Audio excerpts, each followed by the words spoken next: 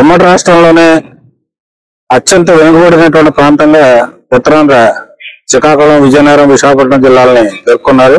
Srikrishna commission report రాష్ట్ర విభజన సందర్భంగా ఈ వెనుకబాటు ఏ రకంగా ఉంది, ఏ రంగాల్లో ఉంది అన్నది మొత్తం వివరాలతో సహా గణాంకాలతో సహా నిరూపించారు. దీనికి అనుగుణంగానే రాష్ట్ర విభజన చట్టం 2014లో ఉత్తరాంధ్ర, రాయలసీమ ప్రత్యేక అభివృద్ధికి ఏం చేయాలనేటువంటి కొన్ని విషయాలను అందులో పేర్కొన్నారు.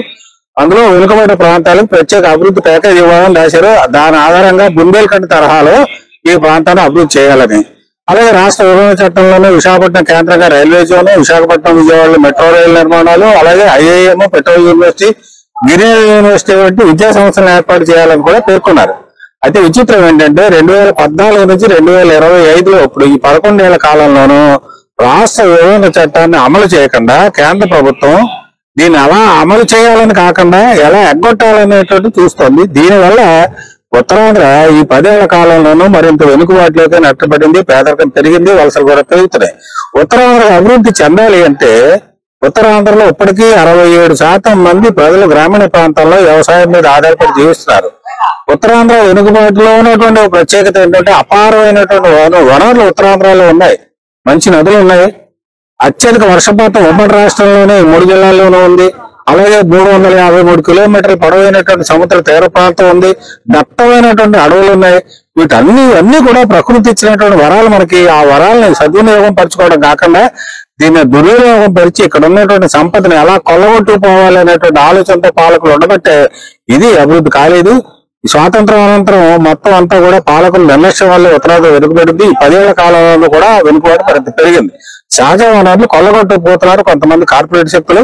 దాదాపు సముద్ర తీరం అంతా కూడా అదానీ పాలన చేసేటట్టుగా గత చంద్రబాబు నాయుడు ప్రభుత్వం, ప్రస్తుత చంద్రబాబు నాయుడు ప్రభుత్వం, మధ్యలో ఉన్నటువంటి జగన్ ప్రభుత్వం కూడా వీళ్ళే చేస్తారు. అలాగే కేంద్ర ప్రభుత్వం యొక్క నరేంద్ర మోడీ ప్రభుత్వం అండదండలు పేర్కొన్నాయి. గంగవరం పోర్టుని 2852 ఎకరాల భూమితో సహా మొత్తం రాష్ట్ర ప్రభుత్వ వాటాలను అదానికి కట్టబెట్టేది. అందువల్ల సముద్ర తీరం కార్పొరేట్ పరం అయిపోతుంది. అడవుల్లో కూడా కాజేయాలని హైడ్రో పవర్ ప్రాజెక్టు పేరుతోటి అదానికి అప్పచెప్పడానికి చూస్తున్నారు. అందువల్ల ఈ రకంగా ఉత్తరాంధ్ర వెనుకబాటు జరగదు. అందువల్ల మేము డిమాండ్ చేస్తున్నది ఏంటంటే ఉత్తరాంధ్ర అభివృద్ధి చెందాలంటే నీటి ప్రాజెక్టు నిర్మాణం చేపట్టాలి. ఉత్తరాంధ్ర ప్రత్యేక అభివృద్ధి ప్యాకేజీ కింద ఏదైతే రాష్ట్ర విభజన చట్టంలో ఉంది దానికి అనుగుణంగా 50,000 కోట్ల రూపాయలు తక్షణం కేటాయించి నీటి ప్రాజెక్టు నిర్మాణం చేపట్టాలి. రాష్ట్ర విభజన చట్టంలో ఉన్నటువంటి రైల్వే జోన్ వెంటనే ఏర్పాటు చేయాలి. ఆ రైల్వే జోన్ పేరు పెట్టి 100 ఏళ్ల పైగా చరిత్ర ఉన్నటువంటి విశాఖపట్నం రైల్వే డివిజన్ ని ఎత్తివేయాలని కేంద్ర ప్రభుత్వం కుట్ర పొందుతుంది. రైల్వే డివిజన్ తో కూడినటువంటి రైల్వే జోన్ ఇవ్వాలి. అలాగే 10 ఏళ్ళు అయినా ఇక గిరిజన యూనివర్సిటీ, పెట్రోలియం యూనివర్సిటీలు ఇంకా నిర్మాణ దశలోనే ఉన్నాయి. అందువల్ల తక్షణం వాటిని పూర్తి చేయాలి, పూర్తి స్థాయిగా అందుబాటులోకి తీసుకురావాలి.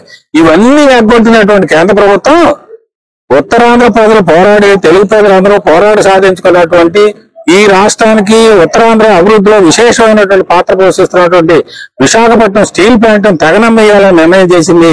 ఇది రాష్ట్రానికి ద్రోహం చేయడం తప్పినారు కాదు. అందువల్ల తక్షణం రాష్ట్ర ప్రభుత్వం నిర్ణయాన్ని ఉపసంహరించుకోవాలి. స్టీల్ ప్లాంట్ సొంత కళ్ళు కేటాయించాలి, సేల్లో మెర్జీ చేయాలి. తద్వారా మాత్రమే అభివృద్ధి సాధ్యం అవుతుంది. ఇది చేయకుండా చంద్రబాబు నాయుడు ప్రభుత్వం కానీ, కేంద్రంలో ఉన్నటువంటి నరేంద్ర మోడీ ప్రభుత్వం కానీ ఏదో చేస్తున్నాం అనేటువంటి భ్రమలు ప్రజలకు కలిగిస్తే మాత్రం ద్రోహం చేయడం తప్పింది ఇంకోటి కాదు. మొన్న స్టీల్ ప్లాంట్ 11,440 కోట్ల రూపాయల ప్యాకేజ్ ప్రకటించి ఏదో బ్రహ్మాండంగా చేస్తున్నామని అన్నారు. ఈ ప్యాకేజీ వల్ల ఒరిగేది ఏమీ లేదు. అది స్టీల్ ప్లాంట్ రక్షణ కావాలంటే ప్రభుత్వ రంగంలో కొనసాగాలి. ప్రైవేటీకరణ నిర్ణయాన్ని ఉపసంహరించుకుంటామని వాళ్ళు స్పష్టమైనటువంటి ప్రకటన చేయాలి. అలాగే సేల్లో మెర్జ్ చేయాలి, సొంతకాల్లో కేటాయించాలి.